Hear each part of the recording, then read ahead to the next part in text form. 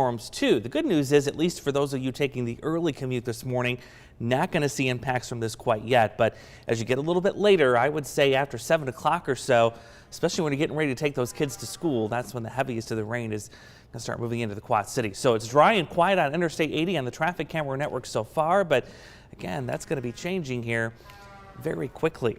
Let's see if it'll go to the next graphic. You know, the computer is having a case of the Mondays today, so this may get interesting. There we go. Now we've got the radar back on the screen. So dry here in the Quad Cities. Here's the round of rain and storms that's going to be coming our way here, and we can put the measuring tool on here and kind of track when it's going to arrive in different locations.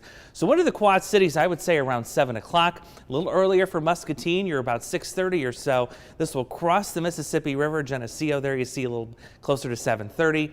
Into the Sauk Valley, I would say after 8 o'clock. So it is on the way. We'll see if this can fill in a little further south, and it looks like it will do that. Going to provide another round of seeing the opportunity anyway for some heavy rainfall. Nearly solid line of thunderstorms here getting ready to move into Kansas City. Nothing severe with that right now. We'll keep an eye on it, but certainly a very dynamic storm system actually throwing accumulating snow into parts of Wyoming and the Dakotas today. A sign that, yeah, we're getting closer and closer, getting deeper into fall here, that colder air is inching oh so close to us here in the Quad Cities. Not today, though.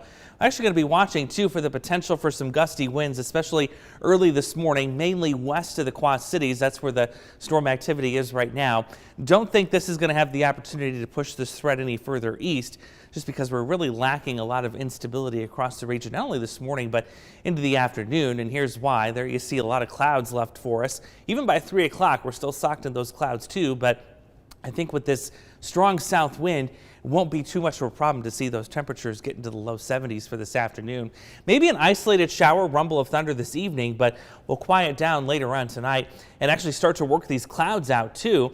Mostly sunny conditions expected by tomorrow afternoon. Nice day too, by the way. We'll have temperatures into the upper 60s. Very common and where we should be for this time of year. Rainfall amounts, the potential anyway for about a ½ an inch or so. Though if you get under one of the stronger, more robust storms, you could pick up close to an inch there. Our future track model indicating that potential near Galesburg and Burlington, where they have had a lot of rainfall this week. Big pattern change is still on track for the weekend. Watching that big dip in the jet stream here, the heat going to first retreat to the southeast, then push back to the southwest by the weekend. That will take our 70s today down to upper 50s by Friday. Look at the source region for that air mass coming into the weekend, by the way, straight from Canada. And that is really going to keep things cool, even going into Saturday, too, where highs will be limited to the low 60s.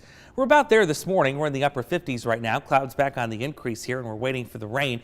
It's a temporary dip, though, going into the weekend. So very cool for Friday. A couple of showers in the morning as that cooler air filters in.